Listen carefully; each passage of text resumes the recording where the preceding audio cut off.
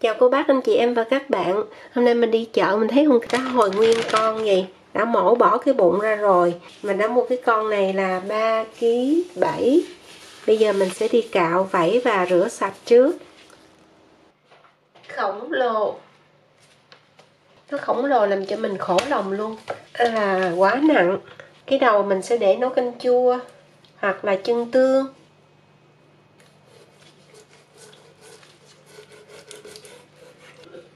Mình cắt hai bên nha. Rồi cắt cái xương. Thì anh chị em và các bạn thích ăn cá bao nhiêu thì thường mình cắt 2 đốt ngón tay vậy.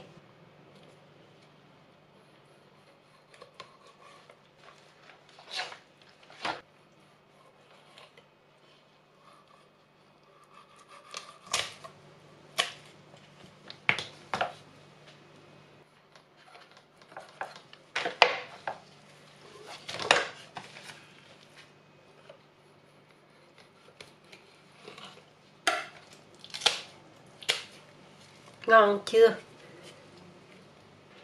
Sau khi phi lê ra xong, chị em và các bạn thấy nó tươi dễ sợ luôn. Cá nó màu cam. Mình mua cá này là ngon hơn là cái cá mà người ta phi lê sẵn. Mình chịu cực làm chút xíu. Mình chừa cái đầu với lại cái đuôi để nấu canh với kho. Còn lại đây là 2,2 250 g. Ớt thì anh chị em và các bạn lấy ớt khô cũng được hoặc là ớt tươi. Một củ hành tím, một củ gừng, một củ tỏi. Nếu có cái xay thì anh chị em và các bạn xay, còn không có thì mình sẽ giã hoặc là bằm cho thiệt là nhuyễn ra. Ớt này nó hơi the the, nó không có cay nhiều. Nếu ớt cay nhiều thì anh chị em và các bạn coi cho ít lại nha, không thôi cay quá là con nít ăn không được. Cái này mình sẽ làm cho người lớn, con nít đều ăn được. Mình làm một lần ăn mấy tháng luôn. Do đó mình cứ canh để mà cá rẻ cái mình mua nhiều. Vậy làm để dành.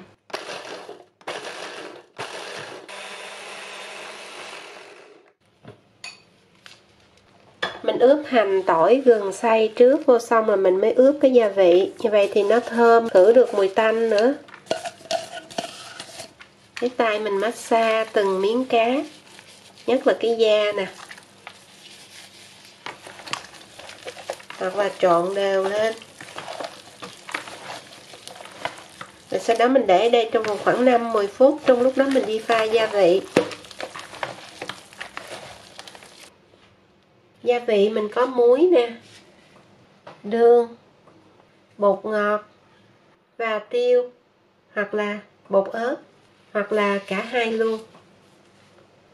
Tùy theo gia đình mình ăn mặn nhiều hay ít thì anh chị em và các bạn sẽ cho 1 muỗng canh muối với lại 2,5 muỗng cà phê. 1, 2 và 1,5 muỗng cà phê. 1 muỗng canh đường với lại 2 muỗng cà phê nữa. Nhà có ăn bột ngọt thì mình sẽ cho 1 muỗng cà phê. Không ăn thì khỏi cho, nhưng mà mình sẽ bớt lại cái lượng muối. Bột ớt thì tùy theo ăn cay nhiều hay ít. Lúc nãy mình cho ớt rồi, thành thử mình chỉ cho 1 muỗng cà phê. Và cuối cùng là tiêu. Tiêu mình nên để cái hộp to to, tức là giã cho nó sơ sơ ra thôi, đừng nhuyễn quá.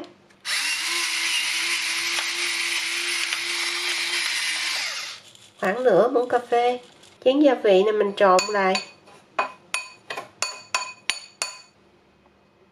Rồi mình mới cho hết gia vị vào đây luôn.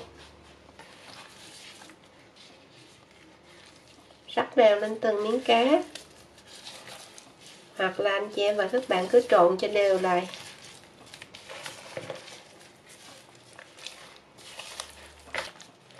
Mình sẽ ướp ít nhất trong vòng 4 tiếng, sau đó đi sấy. Thường là mình hay ướp qua đêm. Sáng hôm sau mình sấy cho đến chiều. Và mình đậy kín cho vào trong tủ lạnh. Tủ lạnh tức là ngăn lạnh 5 độ C. Bây giờ tối mình sẽ để qua sáng mai. Mình đi sấy hoặc là phơi nắng. Trong trường hợp mình ướp lâu ở trong tủ lạnh thì anh chị em và các bạn lấy ra ngoài trước khi sấy khoảng 1 tiếng đồng hồ. Hoặc là mình chỉ cần ướp cho đến khi nhìn thấy cái nước nè, nó chảy ra như vậy là được, là nó thấm rồi đó. Cái này mình được ướp 4 tiếng. Mình vẫn thường sấy bằng lò nướng, bởi vì cái lò nướng của mình nó có cái quạt đó, và có thể sấy nhiều được một lúc. Còn cái nồi chiên không dầu nó nhỏ quá, chị em nào làm ít thì lấy cái nồi chiên không dầu sấy cũng được luôn. Và thường là cái da của cá hồi khi mà mình cho thẳng lên trên đây nè, cái lúc nó khô nó dính, do đó mình phải lấy dầu ăn mình bôi những cái thanh này nè như vậy để cho nó không có dính. Hồi ban đầu mình khi không có biết á, đặt thẳng lên trời nó dính, lúc sau mình gỡ ra khó ơi là khó, hoặc là có khi mất luôn cái da, mà trong khi đó cái da của cá hồi khi mà nướng hoặc là chiên lên ăn ngon lắm luôn á. Và muốn cho ngon thì mình sẽ sấy ở 60 độ C hoặc là tối đa là 70 độ C. Mình xếp dọc như vậy nè, để cho không khí nóng nó lưu thông. Thường là mỗi lần làm mình làm khoảng 8 kg cho đến 10 kg. Sấy một lần để mình đem cho nữa. Có mấy bạn ở Đức thích ăn lắm và nhắn mình khuyên là mỗi lần làm nhiều cái cho mấy bạn. Bên dưới mình lót một cái giấy nhôm để chút xíu nữa cái nước nó chảy bên trên đó, nó chảy xuống dưới nó không có dơ lò. Rồi mình để cái khay thưa thưa ra như vậy. Cửa lò mình kê một cái gì đó để cho nó hé cửa như vậy nè. Quyên đã sử dụng cái lò lâu lắm rồi, không có hư gì hết á. Anh chị em và các bạn đừng sợ nó hao điện, bởi vì là khi mình sấy nhiệt nhỏ là nó không có hao điện đâu. Anh chị em và các bạn sấy ban đầu là 60 độ C. Sau khi mình sấy khoảng 6 tiếng thì lúc này mới trở lại, để cho nó không có bị dính á.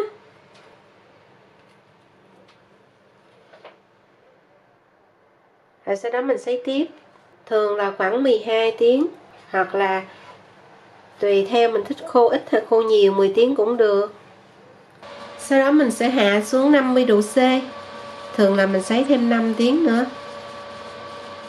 Và ở nhà mình cứ làm hoài luôn à, cứ hết cái này cái mình làm cái khác. Bởi vì cái này bỏ vào trong lò air fryer đó, tức là nồi chiên không dầu, mình để 200 độ C trong vòng 7 phút cho đến 10 phút tùy theo miếng khô lớn hay nhỏ là có ăn liền luôn.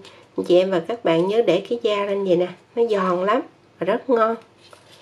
Cũng như là mình sẽ chia sẻ thêm nhiều món ngon từ khô cá này. Cái này mình đã sấy 11 tiếng. Và đây là một cái mẻ nữa. Hôm nay mình làm 2 lần như vậy. Con cá này 5 kg nè. Khô ngon quá chừng. Cô bác anh chị em và các bạn làm thành công và cùng gia đình có nhiều món ngon.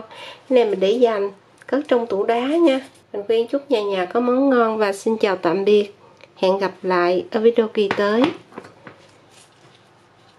Khô cá hồi tẩm gia vị mình ăn nó ngon như là khô cá dứa đó, ngon hơn luôn á. Cô bác anh chị em và các bạn làm giống mình khuyên hôm nay nha.